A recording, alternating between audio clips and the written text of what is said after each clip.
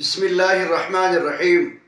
محترم مدرسین و حضرات اور طلباء عزیز، د ارشاد الصرف لسم سبق دی. د فعل تعریف کو، د فعل لغوي معنی اور د فعل اصطلاحي تعریف، بیا به د هغه بعد د فعل علامات بیانو ان شاء الله العزیز. د فعل په لغت کې وقار ته وایي، یعنی په کوم ورځ باندې عرب حضرات چې کله فا عین لام تورې سره ملاو کړي یو کلمه جن جوړه سو، د فعل لفظ جن جوړ سو، د دې معنا ده کار. کله چې صرفي حضرات پیدا سو نو صرفي او نحوي حضراتو دغه لغوي معنا تعریف الکی خپل اصطلاحي تعریف وکړي. فعل هغه کلمه ده چې د معنا خود به خود ظاهره وي، د بلې کلمې د ملاوېدو محتاج نه وي، البته د درو زمانو سره زمانه پکښې وي.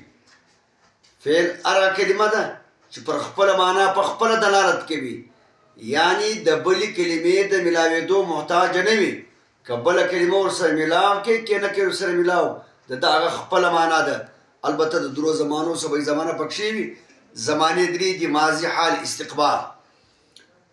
اوس د فعل تعریف وسو، د فعل علامات بیانو.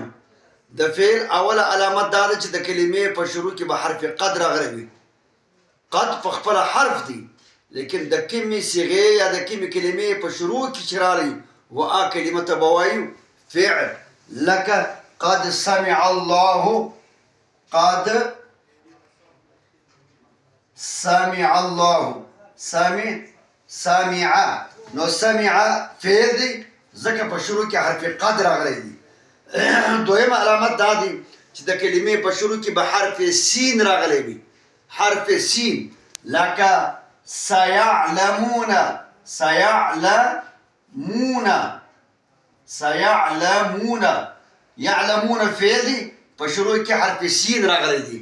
درېیمه علامت د فعل دا ده چې د کلمې په شروع کې به حرف سوف راغلی.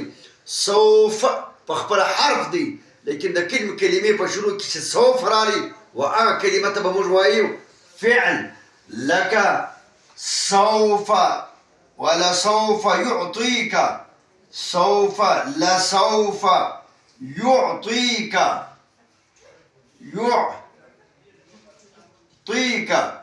يعطيك، يعطي فعل ځکه په شروع کې حرف سوف راغلی دی. څلورمه علامت دا دی چې د کلمې په شروع کې به حرف اتین راغلی وي. حمزه، تا، یا، نون، حروف عتین څلور دي. حمزه، تا، یا، نون دا په خپل حروف دي، لیکن د دغه حروفو د وجې وروستنۍ کلمه ته به موږ فعل وایو. لکه یضربو، تضربو، اضربو، نضربو.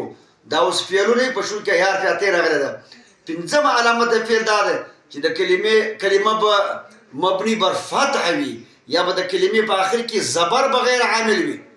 ګورئ حروف نواسب ان، لن، کی، اذن دا څلور حروف چې کله د دوی سه یو د فعل مضارع باندې داخل سي نو د فعل مضارع په آخر کې به موږ زبر وایو، نصب وایو. هغه نصب چې دی هغه د عامل د وجې وکړل سوی. لن یضربه پر با باندې زبر دا د لن د وجې راغلی دی، لیکن د ماضي اوله صیغه چې کومه ده، که ماضي معلومه ده که ماضي مجهوله ده، د دې د اولې صیغې پر آخر باندې به موږ زبر وایو. دا زبر بغیر عامل و دې ته وایي مبني بر فتحه. دا پنځه علامتونه د فعل ورسوي. سبا به که خدای کړي ان شاء الله العزیز نور علامتونه وایي.